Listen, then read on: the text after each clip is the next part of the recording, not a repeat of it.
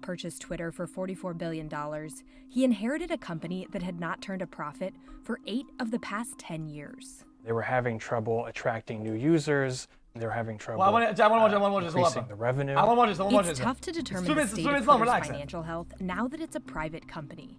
But analysts have been able to piece together an assessment from the company's last regulatory filings and Musk's public statements. S&P data showed that Twitter had less than $600 million in net debt before the takeover talks. Now, post-acquisition, they have $15 billion in debt, and that's a major burden on their shoulders. The company last year generated just over $630 million in operating cash flow, while this new debt could potentially swell its interest payments to more than $1 billion a year. That's a lot of money that they have to pay down with cash. And where are they going to find that cash? Just 1 week after taking over the company, Musk said in Twitter tweets blue that pack, Twitter man. had suffered a massive drop in revenue and was losing over $4 million a day. The Journal has reported that a number of big advertisers have paused their spending on the platform. Nearly 90% of Twitter's revenue last year came from advertising. Analysts have pointed to this, being a significant decline in revenue as major companies leave over concerns over what's the future of the business model, what's the vision under Musk.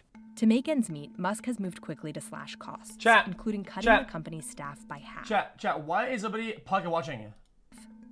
Filings showed Twitter had 5,500 full-time employees at the end of 2020 and 7,500 a year later. Based on the company's most recently disclosed median pay figure, the layoffs of about 3,700 people could save Twitter roughly $860 million a year. This represents about 15% of Twitter's $5.57 billion in costs and expenses last year. Analysts have noted that this could do more harm than good because some of the company's most critical engineers and developers and marketers are heading out the door. The billionaire owner has also been trying to add subscription revenue with the Twitter Blue service, which gives users a blue verified checkmark if they pay $7.99 a month.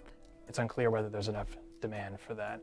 People losing jobs equals good. Subscription revenue is potentially a new outlet. I generally think with big emerging tech companies, there's going to be a lot of bad weeds in your workforce because of just how it is. This is just my opinion, okay? And there's a lot of survivorship bias, result-based analysis, and you think that everybody's good at their job because the company's successful overall, right? But I think it's very important in these times to make layoffs for people that aren't actually good, and it's okay to downgrade and start from another point, break it down, restart it. Oh, dude, people are losing jobs. Okay, that's the real world. People get hired for a job. Maybe they're good, maybe they're not. After a long time analysis, they get fired. They get another job. Fuck's on to you. Why do people feel people are entitled for a job for their entire life, regardless of their performances? It's a competitive world out there. Like, what the fuck you on about? A new opportunity to make up for the revenue that's been lost amid the recent advertiser exodus. In an all-hands meeting with Twitter staff on November 10th, Musk warned that bankruptcy is a possibility for the company. Analysts and academics said... How is that a bad thing? It's a competitive world. It's capitalism, okay? You get paid for a service. You get paid for something. You're not good at it. You might get let off and you might run out of a job. It happens, okay? People say, oh, I'm loyal to my company. No, you are not. You're fucking lying. You shouldn't be loyal and you're not. And they're not loyal to you either, okay? Do you really think that if the company is having to paying their bills and they're like, yo, dude, we're having some troubles right now, man. Are you loyal? Are you willing to take half your salary and continue working for us? The reality is, you know what? Fuck no, bitch. Fuck no, because you know what you're worth. And you know what happens when they have to cut costs, right? You know what they're gonna do? They're gonna fire you. That's it. They want a service done. Service, you're done. That's just how it works. There's no loyalty in business. That's it. Stop being loyal.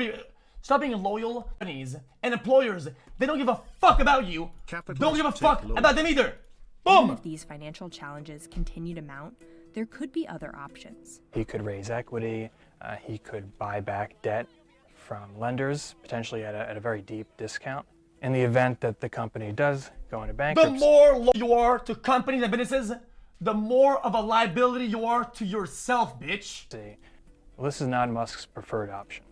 Okay, he put $27 billion of money in the business, and that likely means that those funds will be entirely wiped out remains to be seen what direction. Hello, they'll take. Felix. Try making your own World Cup bracket predictions here, Link Pagman. Interesting. Use VOD this friends to do a unmute prediction now. of the whole I mean, I tournament. gave you maybe